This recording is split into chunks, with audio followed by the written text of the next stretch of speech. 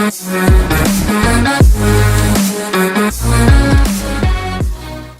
Hello everyone, welcome back to the spring series. और ये स्प्रिंग सीरीज का सेकंड वीडियो है। तो हम इस वीडियो में क्या कवर करने वाले हैं, हम लोग आपके फ्लेमिंगो बुक के सेकंड चैप्टर यानी लॉस्ट स्प्रिंग के फर्स्ट पार्ट को कवर करने वाले हैं, जिसका नाम है sometimes I find a rupee in the garbage. अब स्प्रिंग का मतलब यहाँ पे सीजन को डिनोट नहीं किया गया है, यहाँ पे चाइल्डहुड को डिनोट किया गया है। तो जिन जिन लोगों ने चैप्टर को बहुत अच्छे से पढ़ा है उन्हें पता है कि यहाँ पर हम लोग एक ऐसे लड़की के बारे में बात करने वाले हैं जो कि एक रैग पिकर है। तो आइए हम लोग कैरेक्टर्स के बारे में जान लेते हैं। तो इस पार्ट में क्या है, कौन कौन कैरेक्टर्स है मेन, साहिब और द नरेटर इटसेल्फ यानी कि द ऑथर अनीस जंग। तो साहिब कौन है? साहिब एक रैग पिकर है जो कि सीमापुरी दिल्ली में रहता है और उसकी बहुत ही सिंपल ड्रीम्स है, राइट। और he believes in promises made to him. तो हम लोगों ने अपने एक्सप्लेनेशन वाले वीडियोस में ये देखा था कि कैसे जो नरेटर है, जो ऑथर है, वो साहिब को एक प्रॉमिस देती है। वो कहती है कि मैं अगर स्कूल बनाऊंगा तो क्या तुम आओगे मेरे स्कूल में। तो ये प्रॉमिस मतलब नरेटर ने तो ऐसे ही अंदाजे में, मतलब ऐसे ही हवा में उड़ा दिया था ये बात। बट साहिब को ये सच लगने लगा तो वो मान बैठा था। तो इसी बारे में यहाँ पे कहा गया है। तो हम लोग आगे भी इस चीज को रिवाइज करेंगे फिर से, और नरेटर अनिजन के बारे में थोड़ा सा जान लेते हैं। She is a social worker who empathizes with the slum dwellers and honestly portrays their pitiable lives। तो अनीस जंग जो है बहुत ज्यादा, मतलब जो हमारे देश में जो जितने भी पॉवर्टी स्ट्रिकन जितने भी लोग हैं, उन लोग के जो सिचुएशंस हैं, उन लोग के जो लाइवलीहुड है, इन चीजों के बारे में वो बहुत ज्यादा लिखती है। उनका जो एक बहुत ही फेमस एंड पॉपुलर बुक था, उन्होंने जो 1987 में लिखा था, अनवेलिंग इंडिया, जिसमें उन्होंने वुमेन के बारे में लिखा था, राइट। ऐसे ही लॉस्ट स्प्रिंग 2005 में एक उनका रिटन जो बुक था वो आया था। तो आगे हम लोग पार्ट बाय पार्ट इस चैप्टर को पढ़ते हैं। जिन लोगों को पता है कि हम स्प्रिंग सीरीज में पूरे चैप्टर को बहुत सारे टाइटल्स, सब बहुत सारे सब टॉपिक्स में डिवाइड कर देते, तो वो सेम यहाँ पर भी होने वाला है। तो पहला है साहिब द रैग पिकर। तो हम लोग थोड़ा सा जो साहिब का बैकग्राउंड है उसके बारे में थोड़ा सा जान लेते हैं। तो नरेटर जो है साहिब से हर रोज सुबह मिलती है। और साहिब कौन है? साहिब हर रोज पाया जाता है कि वो रैग पिकिंग कर रहा है, इधर उधर से कुछ निकाल रहा है, राइट। गार्बेज डंप से कुछ ना कुछ खोजे जा रहा है। या तो यहाँ पे कहा गया every morning author meet Saheb and his friend friend scrounging for gold. और यहाँ पे गोल्ड किस चीज को डिनोट किया है? गार्ब यानी वो जितने भी गार्बेज है जिससे वो लोग रैग पिकिंग करते हैं उसको गोल्ड कहा गया है। अब साहिल कहाँ का एक्चुअली रहने वाला है? वो बांग्लादेश का एक्चुअली रहने वाला है। लेकिन उसने बांग्लादेश क्यों छोड़ा? क्योंकि एक टाइम पे बहुत सालों पहले एक बहुत ही भयानक स्ट्रॉम की वजह से उसका जो घर था, वहां पे जितने भी एरियाज थे, उसका जो फील्ड था जहाँ पे वो लोग एग्रीकल्चर का प्रैक्टिस करते थे, वो सब कुछ नष्ट हो चुका था। इसीलिए उन लोग के पास कुछ बचा नहीं था। मतलब कैसे वो लोग मतलब क्योंकि वो एक इनकम सोर्स हुआ करता था उस टाइम पे, राइट। तो कुछ बचा नहीं तो उन्हें मजबूरन शिफ्ट करना पड़ा, इंडिया में आना पड़ा, क्योंकि वहां पे बहुत ही पॉवर्टी वाला सिचुएशन हो गया था, इनकम का कोई सोर्स नहीं मिल रहा था। तो इसीलिए वो गोल्ड के तलाश में इंडिया आ गए। अब ऑथर जो है, जब फर्स्ट मुलाकात होता है तो ऑथर पूछती है कि तुम स्कूल क्यों नहीं जाते हो। तो साहिब कहता है कि हमारे आसपास कोई स्कूल नहीं है। तो अब ऑथर यहाँ पे वो प्रॉमिस वाली जो सिन थी उस चीज के बारे में हम लोग बात कर रहे हैं। तो ऑथर कहती है कि क्या मैं अगर एक स्कूल बिल्ड करूँ तो तुम क्या आओगे? तो वो कहता है कि हाँ मैं जरूर आऊंगा। तो ऐसे ही वो प्रॉमिस ऐसे ही वो बना देती है, क्योंकि एक स्कूल बिल्ड करना तो कोई मामूली बात नहीं है, लेकिन ऑथर ने ऐसे कह दिया था। तो वो उस बात को सच मानने लगा। और नेक्स्ट डे जब मुलाकात हुआ तो उसने पूछा, मतलब वो दौड़ते हुए नरेटर के पास आया और पूछा कि क्या आपने वो स्कूल बना लिया है? अगर बना लिया तो मैं जरूर आना चाहूंगा। लेकिन उस बात को सुनकर ऑथर जो है बहुत एम्बैरेस हो जाती है, क्योंकि उसने तो ऐसी हवा में बात कर दिया था। और ऑथर ने ये भी उसके दिमाग में आया कि मतलब ऐसे प्रोमिसेस इन बच्चों को बहुत ज्यादा किए जाते हैं फ्रॉम दी अथॉरिटीज। गवर्नमेंट हर साल आके कुछ कहती है कि उनके लिए कुछ करेंगे, तो ऐसे प्रोमिसेस उन लोगों के लिए एवरी डे, मतलब यहाँ पे मैंने अंडरलाइन करके इस चीज को हाईलाइट भी किया है कि such promises are made to the children almost every day, लेकिन वो फुलफिल नहीं हो पाते हैं। सो नेक्स्ट जो है, अब यहाँ पे साहिब के नाम के बारे में कहा गया। अब साहिब के नाम को लेकर मैंने क्यों बोला है, क्योंकि साहिब का जो नाम था, साहिब आलम, उसका एक्चुअल मीनिंग था लॉर्ड ऑफ यूनिवर्स, जो कि उसको पता नहीं था, क्योंकि उसका जो लाइवलीहुड था, उसका जो सिचुएशन था, उसके नाम से एकदम डिफरेंट था। तो यहाँ पे क्या बोलते हैं, ऑथर मनी मन में सोचती है कि उसे तो मतलब साहिब को तो इस बात का पता ही नहीं है कि वो मतलब उसके जो नाम है उसका मीनिंग लॉर्ड ऑफ यूनिवर्स है, लेकिन वो उसका अभी का जो सिचुएशन है कि वो बिना नंगे पैर पूरे शहर में रैग पिकिंग के लिए घूमते रहते हैं अपने और भी दोस्तों के साथ, तो वो शायद बिलीव ही नहीं करेगा कि उसका नाम ऐसा है, राइट। और ऑथर तभी उस वक्त जो है और भी बच्चों से पूछती है कि तुम लोग बेयर फुट क्यों, यानी कि नंगे पैर क्यों इधर उधर घूमते रहते हो। तो कोई कहता है कि उनके पास जूते नहीं है, कोई कहता है कि हमारी मम्मी ने नहीं लाया है, मतलब शेल्फ से नहीं उतारा है, कोई कहता है कि हमें नहीं चाहिए। और एक बच्चा कहता है कि one of the explanation is that कि वो एक ट्रेडिशन है जूता जूता नहीं पहनने का, क्योंकि बच्चे हैं, उन्हें पता नहीं है, उन्हें शायद अपने उनके पेरेंट्स ने कहा होगा कि ऐसा ट्रेडिशन है, लेकिन उनको तो एक्चुअल नहीं पता है कि वो पॉवर्टी की वजह से उनके पास जूते नहीं है, राइट।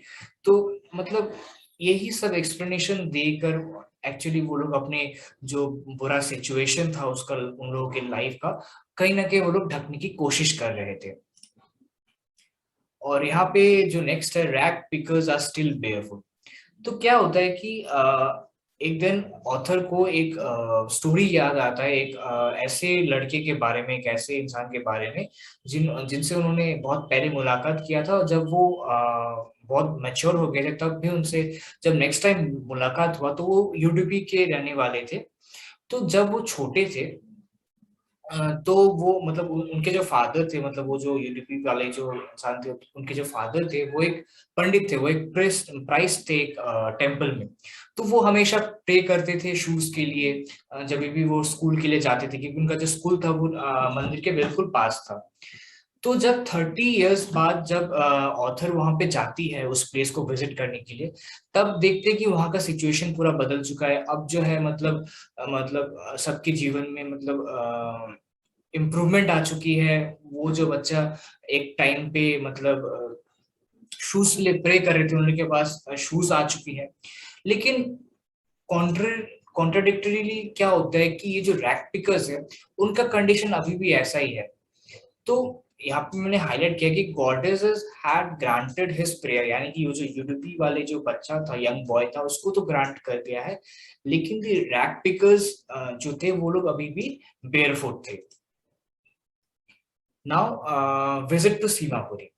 तो एक दिन ऐसे ही साहिब से बात करते करते एक दिन साहिब जो है ऑथर को सीमापुरी लेके जाता है, यानी उसके घर के एरिया में लेके जाता है। अब सीमापुरी जो है वो दिल्ली के पेरिफेरी यानी कि आसपास में था, मतलब आउटर्स में ही था, मतलब दिल्ली से मेन सिटी से बहुत पास, लेकिन मेटामॉर्फिकली वो बहुत ही दूर था। क्यों ऐसा कहा गया है, क्योंकि वहां का जो सिचुएशन था, सीमापुरी में रहने वाले लोगों का सिचुएशन और दिल्ली यानी कैपिटल ऑफ इंडिया का सिचुएशन पूरा डिफरेंट था। मतलब एक एक तरफ समझो बिजनेसमैन, लग्जरियस लाइफ, मतलब लाइफस्टाइल ही अलग, और वहां पर रैग पिकर्स हो गए, मतलब जितने भी लेबरर्स हो गए वो लोग रहते थे। और सीमापुरी में कहा जाता है कि 10,000 अदर शूलेस मतलब homeless kind of rag pickers रहते थे। और ज्यादातर जो थे बांग्लादेश के रेफ्यूजीज थे, जो लोग 1971 में आए थे, ये डेट भी याद रखना। सो और सीमापुरी में वो लोग बहुत ही पुअर कंडीशन में रहते थे, मतलब मर्ड का स्ट्रक्चर हुआ करता था, मतलब किसी तरह मतलब दिन गुजारते थे वो लोग। वहां पर ना ही रनिंग वाटर का फैसिलिटी था, ना ही ड्रेनेज का फैसिलिटी था, मतलब समझ सकते हो कि कितना बुरा हाल था, मतलब क्योंकि ड्रेनेज नहीं था तो वो जो गंदा पानी वगैरह था वो जम जाता था, उसके वजह से बहुत सारे डिजीजेस, बैक्टीरियाज, वायरसेस बहुत फैलते थे। तो मतलब हेल्थ कंडीशन, लाइवलीहुड पूरा मतलब जो एक क्योटिक एक मेस हो रखा था वहां पे। और वहां पर जो रैक पिकर्स थे वो लोग 30 ईयर्स से, मतलब वो एरिया ही पूरा रैक पिकर लोगों से भरा हुआ था।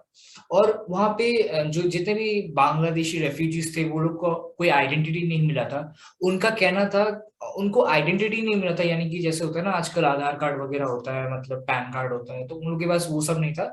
बस एक राशन कार्ड था जिससे उन्हें फूड मिलता था, मतलब गवर्नमेंट की तरफ से ऐसे पॉवर्टी स्ट्रिकन लोगों को तो मतलब फ्री में फूड दिया जाता है, तो वो लोग उस चीज का मतलब बेनिफिट लेकर वो लोग खाना, बस एक दिन का खाना मिल जाता था, तो उनके लिए वो इम्पोर्टेंट था। If at the end of the day they don't sleep with empty stomach, यही उनके लिए इम्पोर्टेंट है। They prefer to live here rather than in a field at home which give them no grain. तो उनका कहना था कि हम ऐसी जगह पे रहना नहीं चाहेंगे जहां पर हमें हमें कोई रिटर्न में ना ही कुछ खाने के लिए कुछ मिल रहा है, यानी बांग्लादेश को रेफर करके वो लोग कह रहे हैं। तो वो लोग कहते थे कि हमें आइडेंटिटी से कोई मतलब नहीं है, बस बच्चों को और पूरे फैमिली को जो है एक टाइम का खा मतलब वो लोग भूखा ना सोए। Garbage is gold. अब गार्बेज इज गोल्ड क्यों कहा गया है? अब देखो उन लोग, मतलब एक टाइम ऐसा था कि वो लोग बहुत ही अच्छे जगह पे रहते थे, यानी बांग्लादेश में जहां पर वो लोग रहते थे, ब्यूटीफुल लैंड, मतलब ग्रीन फील्ड्स था, रिवर था, मतलब एक अच्छा नेचर, मतलब नेचुरल जगह पे वो लोग मतलब रहते थे, मतलब बहुत ही सुंदर वातावरण था। लेकिन ड्यू टू सिचुएशन उन्हें यहाँ पर आना पड़ा।